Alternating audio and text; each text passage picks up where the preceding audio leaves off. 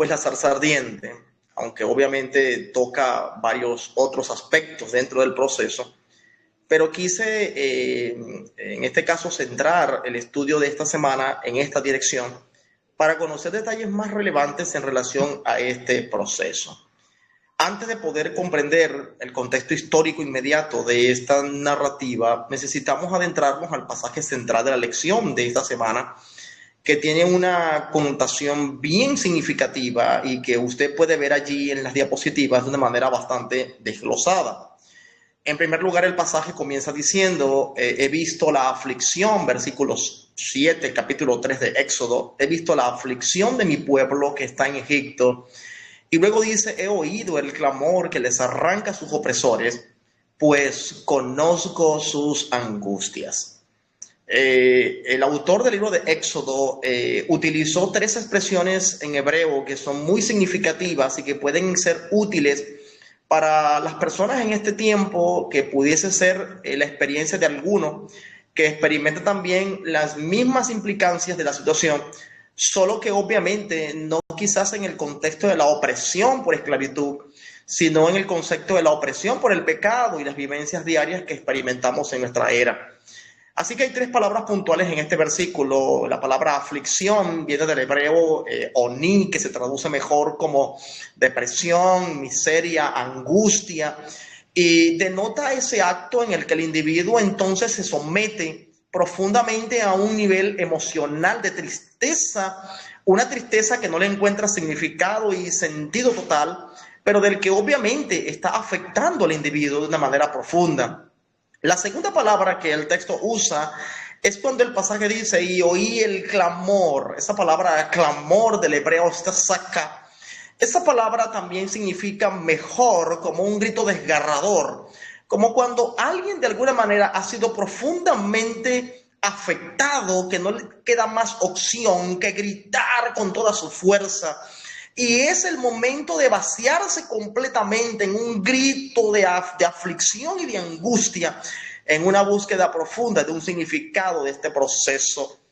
Al mismo tiempo, la tercera palabra que el texto usa es conozco tus angustias, dice la declaración bíblica. Esa palabra angustias del hebreo makok, que traduce mejor como angustiarse, afligirse, sentir un dolor y tristeza.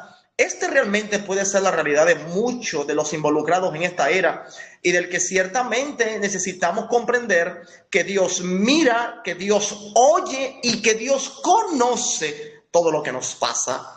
El segundo pasaje bíblico que es importante resaltar en esta noche, el pasaje dice, y he descendido a librarlos de la mano de los egipcios y a sacarlos de este país para llevarlos a una tierra buena y espaciosa, que emana leche y miel. El segundo pasaje, versículo 8, utiliza dos declaraciones también interesantes. La manera como Dios resuelve el problema de la aflicción, del dolor, la tristeza, la depresión, la angustia. El pasaje ahora me lleva a dos declaraciones. La primera declaración es la forma de Dios librar del hebreo naxal, que se traduce mejor como el acto de arrebatar en un acto de defensa, donde la persona queda libre. Dios se convierte en el libertador que restaura, que transforma y que por consiguiente da liberación total al hombre. La segunda palabra que la Biblia usa en ese texto es la declaración Alá, que se traduce mejor en un acto de ascender para abandonar el lugar donde se encuentra de opresión, y entonces está declarado el propósito divino para conducirnos a una salida libertadora. Entonces el texto dice, mira, si has estado en un momento de opresión, tristeza, angustia, momento duro, entonces yo te voy a librar, porque te voy a arrebatar, te voy a sacar de donde te encuentras, de ese momento duro, de esa situación compleja, para ahora conducirte, llevarte a la salida, al propósito que Dios ha tenido para contigo. Pero miren ahora lo que pasa en la declaración bíblica. En la lección se desarrolla el concepto de llamado que Dios hace para Moisés. Y obviamente la lección comienza focalizando un punto importante. No siempre aceptar el llamado en primera instancia o al principio de la vida de la persona es fácil.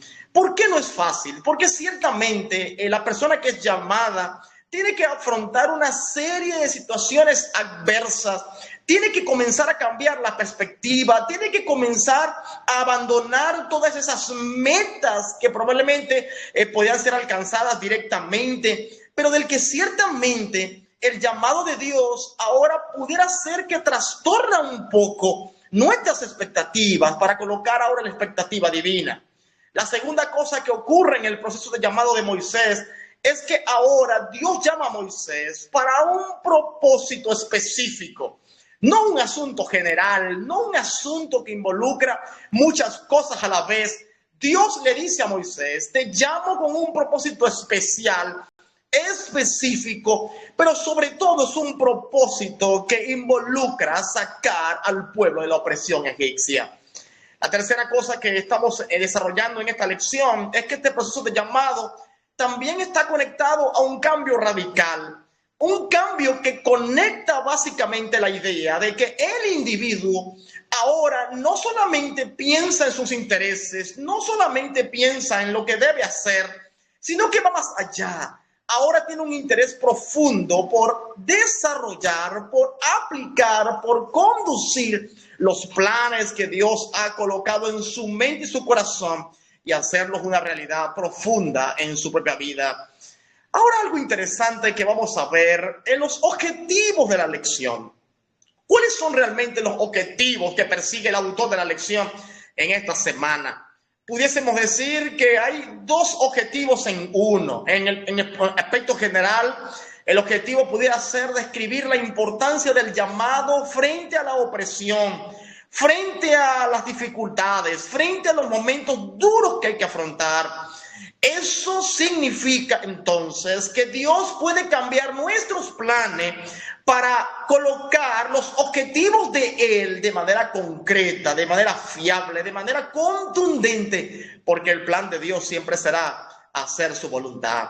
De manera específica, los objetivos pudieran ser que el llamamiento de su siervo estaba conectado a una tarea.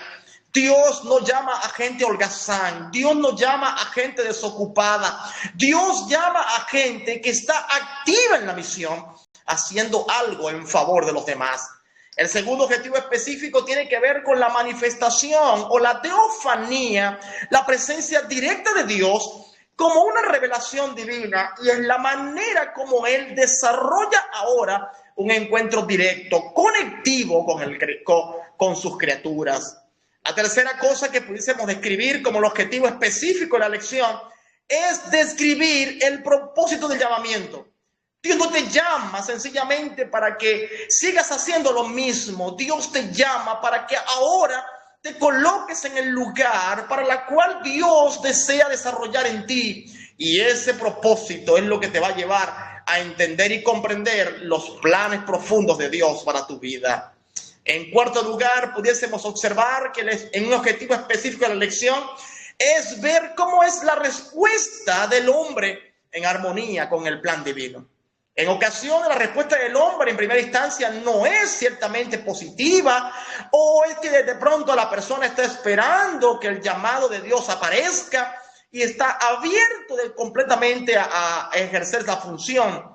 Sencillamente lo que estamos diciendo es que Dios está llamando a Moisés con un propósito central, así como también te ha llamado a ti. Ahora vean lo siguiente. Veamos ahora algunos aspectos en la vida de Moisés que son bastante importantes de analizar.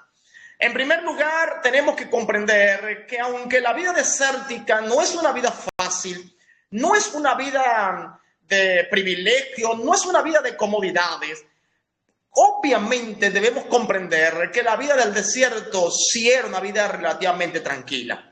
En medio de la opresión, en medio del ajetreo, en medio de la multiplicidad de tareas, en medio de una cantidad de situaciones en donde el consumismo y las perspectivas humanas quizás no están del todo concentradas en este proceso. Es en medio de esta situación particular en el que aparece ahora Moisés desarrollando un trabajo de 40 años como pastor en Madián. Ese ministerio pastoral de guiar a las ovejas, de llevarlas a comer, de llevarlas a pastar, de llevarlas junto a los arroyos a tomar agua, de conducirlas en cada periodo de su vida, implicaba que Moisés estaba aprendiendo mucho más de cómo cambiar, cómo transformar, y Dios estaba usando ese momento, esos años, para ayudar a Moisés a aprender y desaprender. Esto, por consiguiente, permitía que Moisés disfrutase de la naturaleza, pero sobre todo también disfrutase de la presencia de Dios, quien también compartía profundamente un momento especial con su siervo. Esto implicaría en Moisés, por supuesto, años de comunión, 40 años de comunión y más, porque su vida realmente se convirtió en una comunión perfecta entre él y el Creador. Y esto de alguna forma se convirtió en el mecanismo divino para transformar a Moisés en lo que llegó a ser el líder de Israel. El líder que se levantaría para redimir, para levantar, para sacar al pueblo y para cumplir el plan que Dios le estipuló. Ahora, veamos algo más interesante en estos aspectos de Moisés, y es el hecho ahora del rol de la zarza. Ustedes ven ese aspecto importante, el significado importante que tiene la zarza y por qué Dios ahora se manifiesta de esa forma particular. En la Biblia vemos muchas formas como Dios se manifiesta y este aspecto es importantísimo. Y para este momento vamos a analizar la manera como Dios se manifestó en la zarza. Veamos lo siguiente. Probablemente la zarza que el texto está refiriéndose es Rubus Santus, que se refiere a una planta espinosa y que es altamente resistente al calor. Pero hay algo más interesante. La zarza era altamente vulnerable al fuego. Así que si esta zarza, mirada por Moisés, no se quema, entonces Moisés entendía que estaba frente a un evento sobrenatural, un evento que no era común, un evento que realmente implicaba ahora algo mucho más que ver una zarza arder. Pero veamos algo interesante. El fuego, que obviamente involucra la zarza, es un símbolo de purificación, porque de alguna manera marcaba espacios prohibidos para los mortales. Era decirle a las personas que había un límite y que hasta allí debía llegar. No podía traspasar esos límites porque la presencia de Dios allí estaba entonces en acción. Pero hay algo más importante. Cuando vamos a analizar el contexto en el que se plantea la perspectiva de Moisés, vamos a ver, por ejemplo, cómo en Egipto el dios Ra, que es el dios del sol, se manifiesta como el dios solar con rayos de fuego. Así que era muy común en ese tiempo ver entonces una manifestación divina a nivel teofánico en presencia donde aparece el fuego. La segunda ejemplo que vamos a ver en esta declaración es en Mesopotamia, como el dios Jirra está asociado al fuego y del que ciertamente está conectado también con ese acto de pureza o de limpieza que era considerado por los mesopotámicos como algo importante en un evento tan circunstancial como era el encuentro de los hombres con Dios. Ahora, hay otros aspectos generales que pudiésemos aprender de la zarza y del que obviamente son de gran envergadura. Pudiésemos decir que la zarza ardía, pero no se consume, según Éxodo capítulo 3 versículo 2. Y esto implica entonces que Jehová, o Dios del cielo, trasciende a la zarza. El fuego sencillamente es el medio, pero no es la esencia divina, como creían los mesopotámicos y egipcios del pasado. La segunda cosa es que Dios llama por su nombre a Moisés en el versículo 4, y eso implica que hay una relación individual, directa, conectiva entre Dios y Moisés.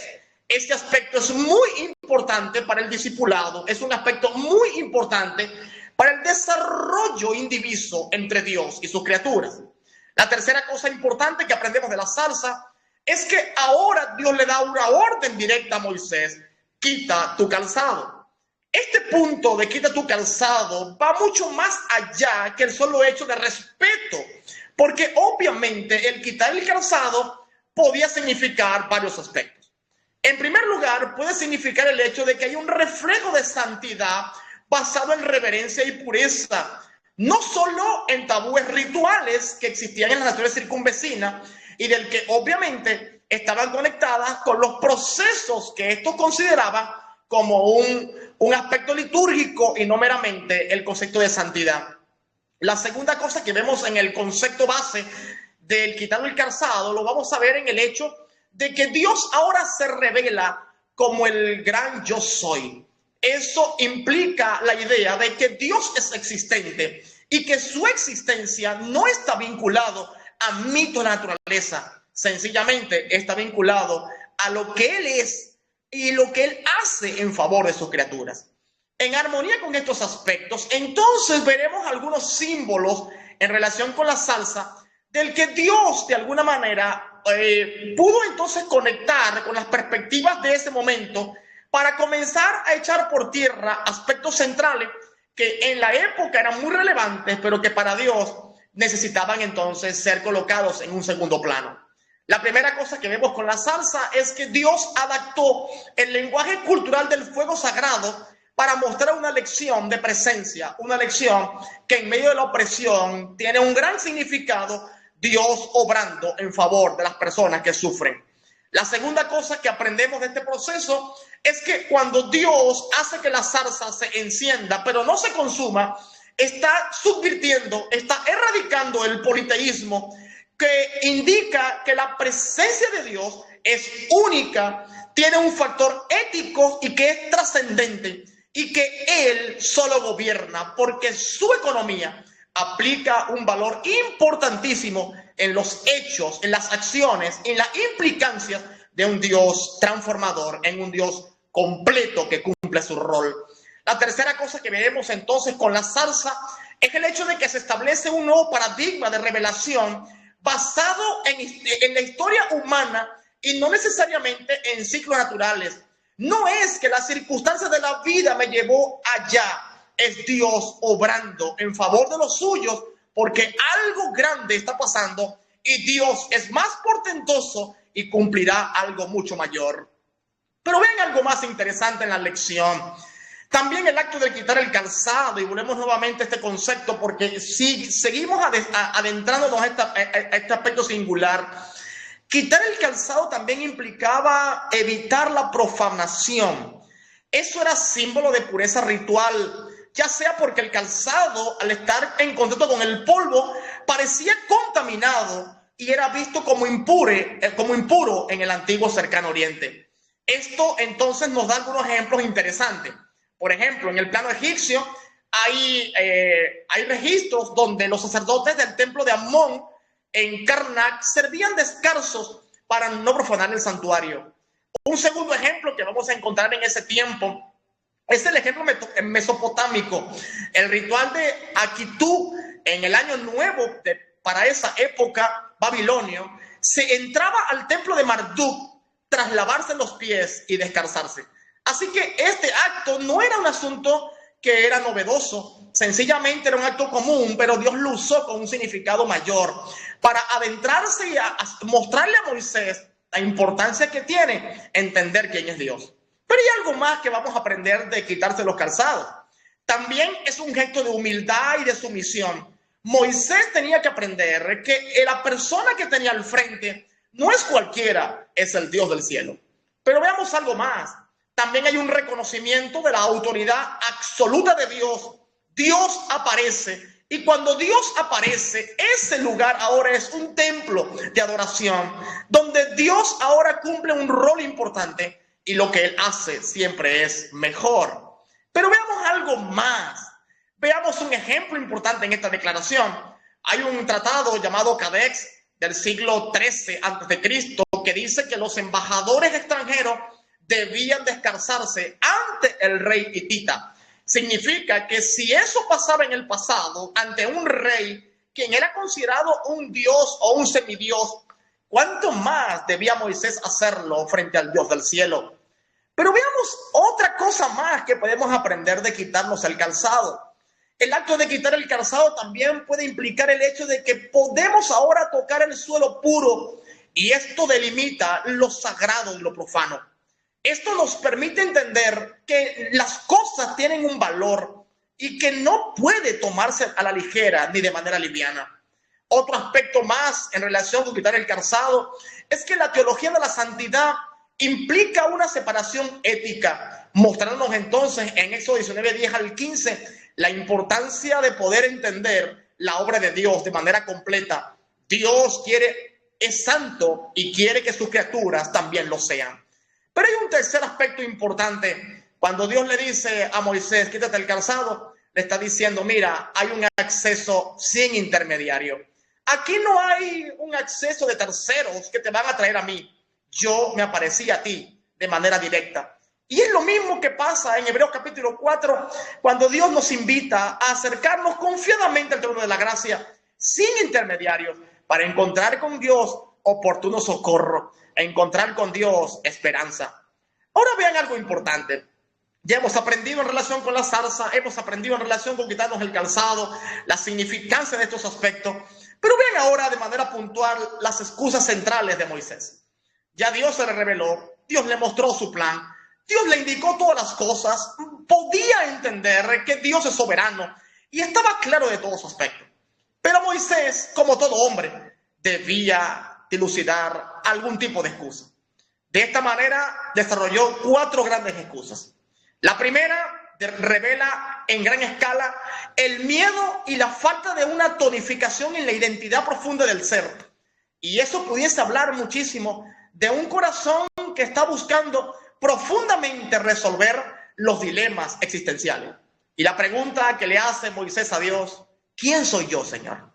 ¿Quién soy yo para ser llamado y cumplir un rol del que tú me estás asignando? La segunda excusa que Moisés le lanza a Dios es, ¿quién eres tú, Señor? ¿Quién eres tú? Yo quiero saber quién eres, porque obviamente en armonía con lo que tú seas, entonces en armonía me van a creer. Y en armonía también yo puedo estar consciente de que quien me habla no es cualquiera que me ha sometido a un rol específico, es el mismo Dios que cumple un plan especial. Pero miren algo más. Moisés se lanza un poquito más y le dice a Dios, ¿y si no me creen, Señor?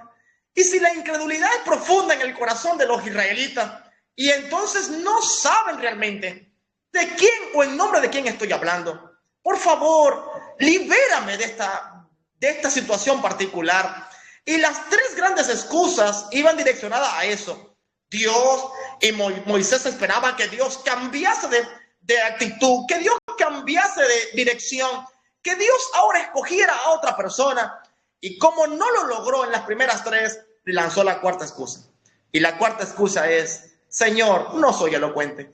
No tengo palabras. De pronto mi idioma o mi capacidad idiomática no es la mejor. Han sido 40 años en el desierto. He olvidado muchos de esos mecanismos prácticos para hablar frente al rey. Así que no creo que yo sea la persona adecuada.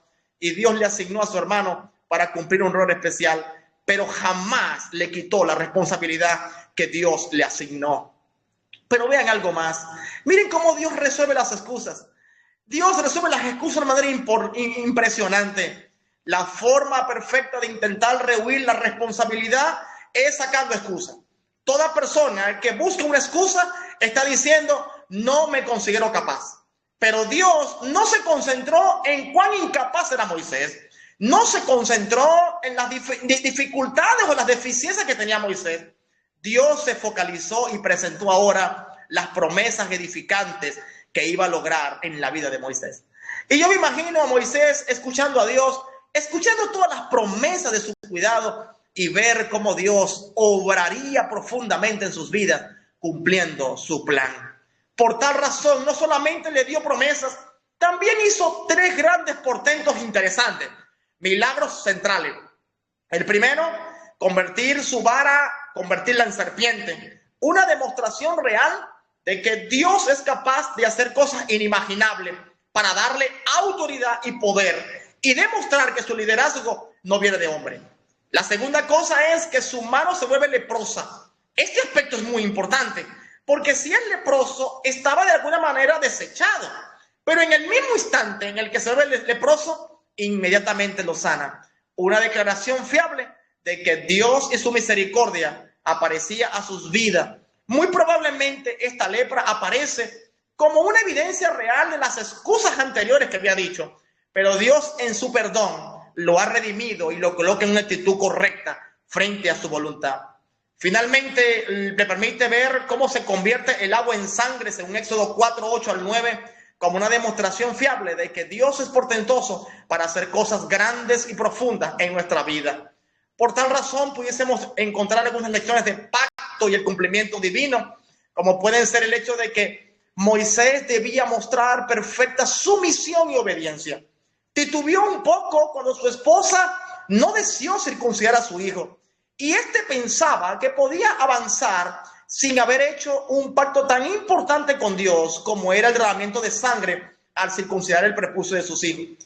Pero en el momento cuando el ángel se le aparece y lo confronta, cuando estaba al borde de la muerte, su esposa de manera valiente, de manera audaz, toma el pedernal, corta el prepucio y comienza a derramar sangre. Y en ese instante Dios acepta el proceso para entonces reconvenirlo, restaurarlo y permitirle avanzar en medio de su desafío. Esto, por consiguiente, es un modelo de entrega total a Dios. Moisés, como buen líder, debía primero aprender las lecciones que todo líder debe aprender. Es tanto, un líder llega a ser líder porque tiene influencia, porque sirve como modelo, porque es capaz de transformar su entorno y porque su vida es un ejemplo profundo de lo que Dios es capaz de hacer en su experiencia. Por tal razón, por favor, aprende lecciones generales importantes en esta noche. Nunca debemos dejar de hacer lo que sabemos que es correcto. Primera lección importante. Si sabes que algo es correcto, no dejes de hacerlo. Más bien, procura hacerlo de manera consecuente. Lo segundo es, ante los peligros, solo Dios puede preservarnos. Nada ni nadie pudieses quizás tener muchos mecanismos de resguardo, muchos mecanismos de preservación, pero solo Dios tiene el poder para evitar una catástrofe. Y la tercera cosa importante que todo líder debe aprender esta noche es: Dios obra en nuestro favor para cumplir su plan. Y cuando Él tiene un plan contigo, Él lo va a lograr, porque creemos profundamente que Él tiene cosas grandes para ti y para mí. La pregunta en esta noche es: ¿pudiésemos desafiarnos profundamente, no solamente escuchar el llamado de Dios, sino también a decirle al Señor: Señor, úsame a mí también en esta noche para hacer cosas grandes en armonía con tu plan, pero sobre todo vivir en armonía con tu pacto, hacer la diferencia en vuestra vida y confiar genuinamente que Dios está contigo, está conmigo, como también lo estuvo en el pasado con Moisés? No importa si nos toca pasar 40 años en el desierto, no importa si toca que ir al palacio para aprender muchas lecciones, Dios, donde te coloca, lo hará siempre para cumplir su plan. Que Dios te bendiga inmensamente. Gracias, Pastor Benítez, por la exposición.